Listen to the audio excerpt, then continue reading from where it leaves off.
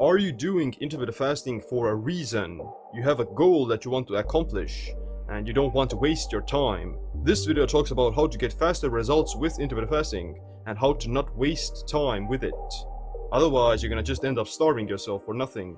Starving. Number 1, artificial sweeteners. Small amounts of artificial sweeteners like Diet Coke, pre-workout, or some stevia in your coffee, they're not gonna probably break a fast, and they won't interfere with autophagy either. But artificial sweeteners are known to disrupt the microbiome, make you hold onto more water, create sugar cravings, and make you addicted to sugar. So in most cases, if you want to be 100% sure, then you would avoid all artificial sweeteners during a fasted state. Number 2, poor sleep quality. Most of autophagy as well as growth hormone gets released during deep sleep. From a circadian rhythm perspective, that's between 11 p.m. and 2 a.m. If you're fasting in hopes of getting autophagy or more growth hormone but your sleep quality sucks, then you're just wasting your time. Melatonin, the sleep hormone, is also a powerful antioxidant that clears out the brain from toxins and plaque during the night. It also promotes autophagy.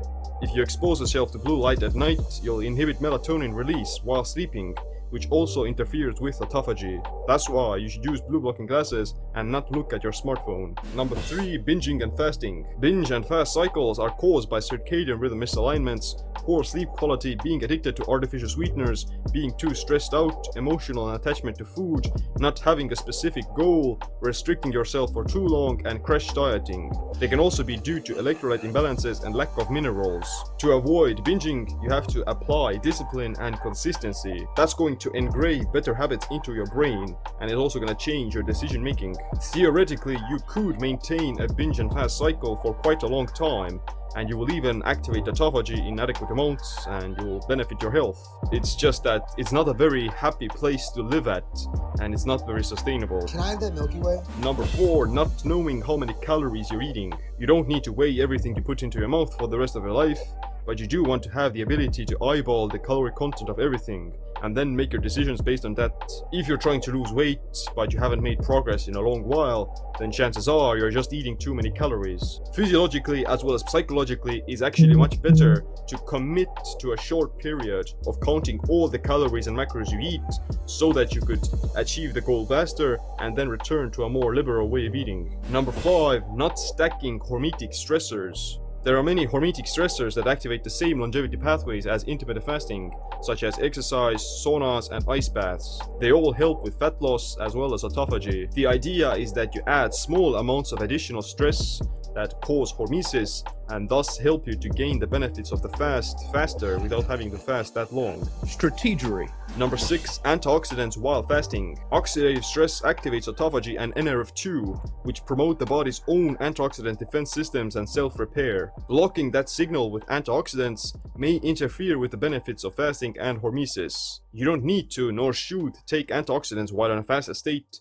because you're already producing a much more powerful antioxidant defense system, which is autophagy and NRF2. You actually need small amounts of oxidative stress to keep the body more resilient and stronger. Number 7, juice fasting. You can definitely lose weight by just drinking juice for a few days, but it's definitely not quality weight loss, because you'll probably end up losing more muscle than if you were to do a strict water fast or even a dry fast. Carbohydrates and fruit interfere with autophagy a lot because they're high in sugar, glucose, and fructose. They'll also kick you out of ketosis and make you more catabolic. Drinking some juices that have polyphenols, antioxidants, fiber, electrolytes, and other nutrients is fine when you're eating.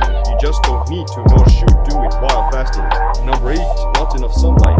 Autophagy won't begin effectively if you have low vitamin D levels, because the autophagosomes won't be manufactured in enough quantity.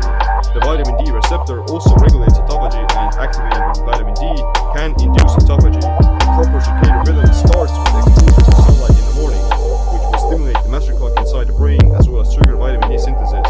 All of these hormones and different pathways, they're so interdependent, and they need each other to work properly, so you have to look at it as a holistic system.